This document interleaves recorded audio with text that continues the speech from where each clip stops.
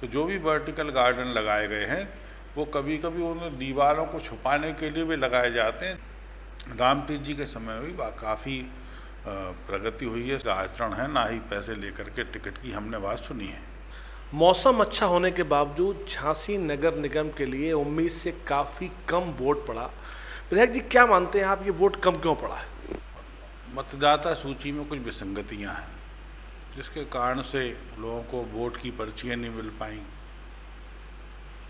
वास्तविकता यह है कि यदि मत प्रतिशत को हमको बढ़ाना है तो हमको निर्वाचन की स्थायी व्यवस्था रखनी चाहिए।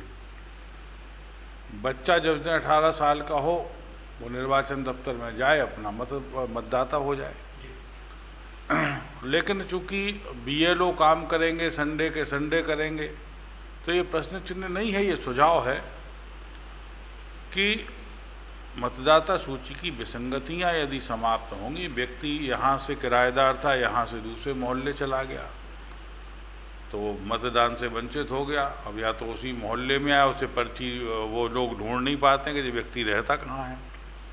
इस तरीके की तमाम समस्याएं थीं। और दूसरे चूँकि घर घर यदि पर्ची पहुंच पाती तो निश्चित रूप से मतदान और ज़्यादा हो जाता। और मत प्रतिशत तो चिंताजनक है कि मात्र 47% का मतदान हम लोगों के लिए चिंताजनक है। रवि जी, बिहारी लाल को बाहरी बताते हुए आम जनता परेशान है। उन्हें लग रहा है कि आने वाले टाइम में झांसी नगर निगम मऊरानीपुर से ऑपरेट होगा, ऐसा? चिंता जनता की अभी तक तो जायज़ है, लेकिन आने वाले समय में मुझको लगता है कि चूँकि नगर निगम झांसी ने महापौर का आवास भी तैयार कर दिया है, तो झांसी रह करके वो झांसी की चिंता करेंगे, ऐसा हम लोगों को लगता है। और बाकी व्यक्ति अच्छे हैं और झांसी के विकास का उनका जो विज़न है वो भी अच्छा है। व्यापारी वर्ग बीच में खिन्न क्यों हो गया था आपसे, और आपने बहुत प्रयास किया आम जनता के बीच जाकर व्यापारी वर्ग से बात करके, उसके बाद उसने बीजेपी को सपोर्ट किया, गुस्सा था क्यों वो?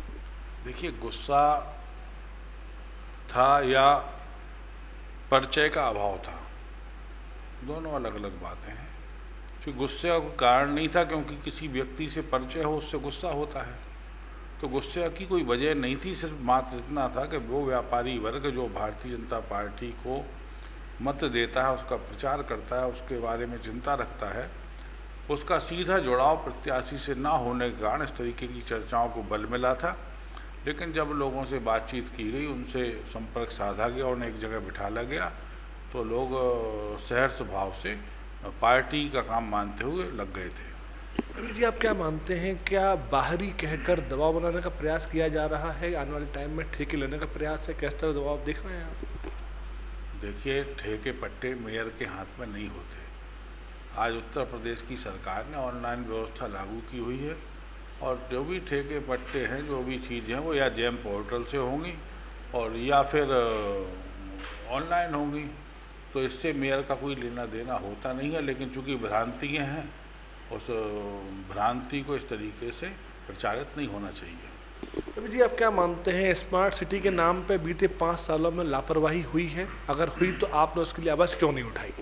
नहीं, स्मार्ट सिटी के बारे में यदि आप मुझसे बात करेंगे तो स्मार्ट सिटी ने जो काम करके झांसी में दिया है, एक आध प्रोजेक्ट वो जो छोटे प्रोजेक्ट थे उनके बारे में हमने चिंता व्यक्त की है। लेकिन उसके अलावा यदि हम बात करें तो स्मार्ट सिटी से ही संभव हो पाया। हमारा ग्वालियर रोड की रेलवे क्रॉसिंग में कुछ अंश स्मार्ट सिटी का भी पैसा लगा है।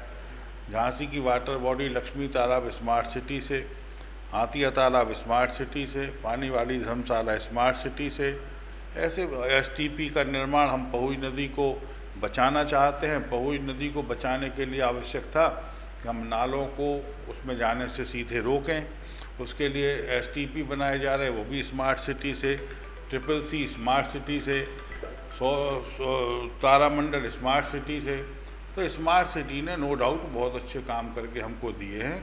और स्मार्ट सिटी चूँकि अलग एक एसपीबी है, अलग एक संस्था है, तो उसके काम में किसी प्रकार का दखल किसी का होता नहीं है। हम लोग उसकी सलाहकार समिति में तो हैं, लेकिन सीधे नहीं हैं। तो हम लोग समय समय पर सुझाव उनको देते रहते हैं और उन सुझावों का ही सुखद परिणाम है कि आज झांसी में इलेक्ट्रिक बसों का संचालन होने लगा। आज झांसी के किले में फसाड लाइटिंग हो गई। वो झांसी का किला जो शाम के समय दिखता नहीं था, आज वो जगमगाता हुआ किला दिखता है। स्मार्ट सिटी से हम लोगों ने अंदर लाइट एंड साउंड शो को पुनर्जीवित कर लिया। ऐसे अनंत काम है जो स्मार्ट सिटी के द्वारा किए गए। निश्चित रूप से स्मार्ट सिटी का जो हमको दर्जा प्राप्त हुआ, उसके कारण से हम लोग अपनी प्रगति करने में काफ़ी हद तक सफल हुए। रवि जी, लक्ष्मीबाई पार्क के आसपास में वर्टिकल गार्डन के नाम पे जो पौधे लगाए गए, क्या वो जायज़ की श्रेणी में मानते हैं आप? देखिए, शहर के सुंदरीकरण के लिए जहाँ भी आवश्यक होगा, कई चीज़ों को देखने का नज़रिया अपना अपना होता है। आपका नज़रिया अलग तरीके का हो सकता है, हमारा नज़रिया अलग तरीके से देखने का होता है। तो जो भी वर्टिकल गार्डन लगाए गए हैं, वो कभी कभी उन दीवारों को छुपाने के लिए भी लगाए जाते हैं। वो दीवारें अच्छी नहीं लग रही झांसी की, वो दीवारों को हम छुपा करके वहाँ पर एक गार्डन का स्वरूप दे देते हैं। रोड में वर्टिकल गार्डन के रूप में दिखाई देता है, जहाँ उससे एक और पर्यावरण को सहायता मिलती है, वहीं दूसरी ओर वो भद्दापन जो अच्छा नहीं लग रहा था वो भी ख़त्म हो जाता है। आपके भरोसे पे जनता ने वोट किया है बिहारीलाल जी को, बीजेपी के उम्मीदवार को। यदि मनमानी हुई मौरानीपुर की, तो आप क्या उसमें कदम उठाने की क्षमता है? नहीं, कोई मनमानी नहीं होगी, क्योंकि भारतीय जनता पार्टी को लोगों ने वोट दिया है। यहाँ पर मोदी योगी हमारा चेहरा है, रवि शर्मा तो मात्र एक कार्यकर्ता है। और हमने कार्यकर्ता भाव से पूरे चुनाव में जो भी मेहनत थी हमारी, जो लगन थी, उससे गली गली जा कर के बरसात होते में भीगते हुए भी जनसंपर्क को रोका नहीं, अनवरत रूप से काम किया है कि भारतीय जनता पार्टी का यश बढ़े। और यदि आप जो चिंता व्यक्त कर रहे, पहले तो ऐसा कुछ होगा नहीं, ऐसा यदि होगा तो निश्चित रूप से उस पर बात की जाएगी। रामतीर्थ सिंघल के कार्यकाल में क्या काम बेहतर हुए, उन कामों को बढ़ावा दिया जाएगा? निश्चित रूप से मेयर जो भी होता है, तो प्लानिंग तो हम लोग सुझाव देते हैं, अधिकारी प्लान करता है। रामतीर्थ जी के समय में भी काफ़ी प्रगति हुई है शहर की, जो प्रत्यक्ष में दिखाई भी देती है। निश्चित रूप से आने वाले समय में जो नए मेयर चुन कर के आने वाले हैं, वो भी इस काम को आगे बढ़ाएंगे। 60 वार्ड में से कितने वार्डों में कमल खिल पाएगा? अभी जिस तरीके की रिपोर्ट्स आ रही हैं उसमें लगभग हम लोग वैसे तो अगर हम कहें तो 60 के 60 में कमल खिलने वाला है, क्योंकि प्रत्याशी किसी दल के पास थे ही नहीं। अन्य जो जीतेंगे, जिन्हें हम टिकट से वंचित कर दिया, वो लोग यदि जीते तो वो भी हमारी ही विचारधारा के लोग हैं। तो अगर इस तरीके से बात करें तो 60 के 60 वार्ड हम लोग जीतने वाले हैं। नहीं तो यदि कमल के फूल के सिंबल की आप बात करोगे तो लगभग 35 से 40 वार्डों का हमारा आकलन है। बीएसपी की तर्ज पर टिकट बांटेगा इस बार, कुछ बिक्री ऐसी बात भी सामने आ रही है, ये आरोप लग रहे हैं। नहीं, ये आरोप तो निराधार हैं और भारतीय जनता पार्टी में इस तरीके की गतिविधियों को स्थान नहीं है। और भारतीय जनता पार्टी में इस तरीके का ना किसी का आचरण है, ना ही पैसे लेकर के टिकट की हमने बात सुनी है।